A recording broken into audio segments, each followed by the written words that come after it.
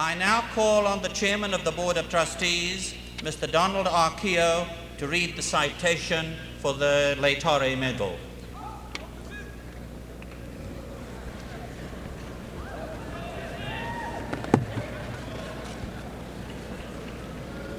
This is a special moment at this university. Sir, as the church cries out, Laetare, rejoice, in the midst of her penitential season, so you have reminded us of love in the ruins of these times in which we live. Your fellow Southerner Flannery O'Connor said that all literature must draw attention to meaning beyond the moment, to man's eternal destiny.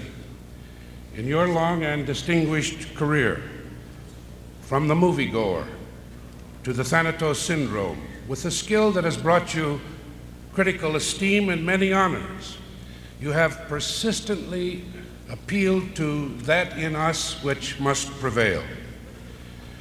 Your Catholic imagination sees in the incarnate spirit a sacramental meaning. If anyone is lost in the cosmos, it is not you. The imaginative artist is the custodian of our language, using the common coin of ordinary discourse, the language with which we argue and do business and make love. You have fashioned it to uses beyond the ordinary. Like Kierkegaard, you have been a spy in the service of the Almighty, casting a wry eye on the current state of Christendom.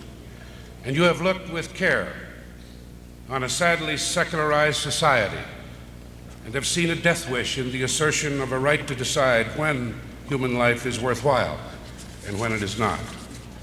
After completing medical school as a resident in pathology, you contracted the tuberculosis that would put an end to your career as a physician.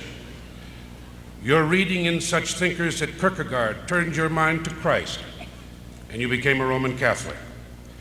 Thanks to the abiding influence of your beloved Uncle Will, you sought and found your way as a novelist.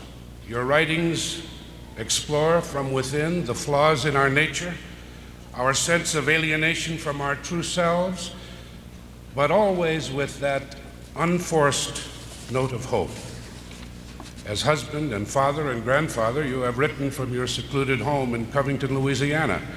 You have written novels that will continue to be read for insight into the worst of times and the best of times, our times. You have graced this era with your person and with your talent. You adorn the ranks of Southern writers. You bring luster to the band of Catholic novelists. And this university is indeed proud to have you join the ranks of distinguished Catholics who have received its highest honor.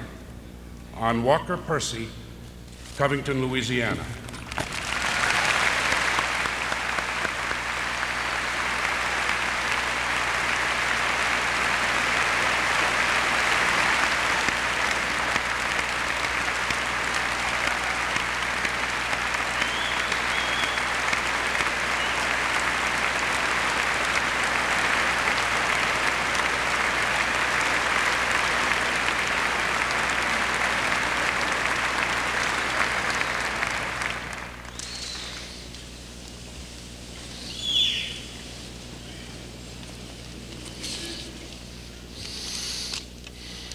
Thank you so much, Don Kehoe and Father Malloy. This is an honor for which I'm deeply grateful. But I'll tell you why I don't really feel I deserve this award. You have to understand that in the part of South I come from, there are not many Catholics. My wife didn't see a Catholic until she was 19. I knew a few more. My cousins in Atlanta, the Spaldings, were Catholic, and we visited back and forth. By happy chance, their father, Jack Spalding, received this same award in 1928. You might be interested in my first encounter with Notre Dame. It was one of my earliest recollections. I must have been 5 or 6. My father was a great football fan. Every fall, he would receive a batch of tickets to football games. like Alabama versus Georgia, Ole Miss, Tennessee, Georgia, Auburn, Southern Cal. Then came that strange name, unlike all the others, Notre Dame. What is that, I asked. I don't recall any satisfactory explanation of what it meant. Then came that movie. Let me see, was it Pat O'Brien and Notre Dame, something like that. Later in medical school, two of my best friends were graduates of Notre Dame.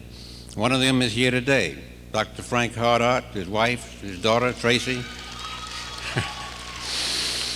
who's a member of this graduating class. My two friends had the peculiar custom, at least it seemed peculiar in that medical school at that time, of going to church, attending Mass, they called it, every Sunday. As for me, I believed in science, period. So I accepted their strange behavior as yet another Yankee eccentricity and thought no more about it. Yet it must have stuck in my mind. To make a very long story quite short, later I found myself a Catholic and a writer, writing novels and articles about philosophy, science, religion, and such, and had, of course, long since discovered that this strange name, Notre Dame, referred to a community of scholars, a great university. Perhaps there are advantages to being an outsider. An insider gets too accustomed to names. At any rate, I found it extremely touching, and still do, that a university, a community of scholars, as well as a great football team, should call itself quite simply and by the two lovely words, Our Lady. I still find it so, and it's one of the many reasons I'm so pleased to be here. The motto of the Laetare Medal is, I understand, Magna est veritas et prevalebit. Truth is mighty and shall prevail. I like to think it applies even to the humble vocation of the novelist. In my last novel, The Thanatos Syndrome, I tried to show how, while truth should prevail, it is a disaster when only one kind of truth prevails at the expense of another. If only one kind of truth prevails, the abstract and technical truth of science, then nothing stands in the way of the demeaning of and the destruction of human life for what appear to be reasonable short-term goals. It's no accident, I think, that German science, great as it was, ended in the destruction of the Holocaust. The novelist likes to irritate people by pointing this out. It's his pleasure and vocation to reveal, in his own elusive and indirect way, man's need of and openings to other than scientific propositions. The novelist, I think, has a special calling to truth these days. The world into which you are graduating is a deranged world. It is his task to show the derangement.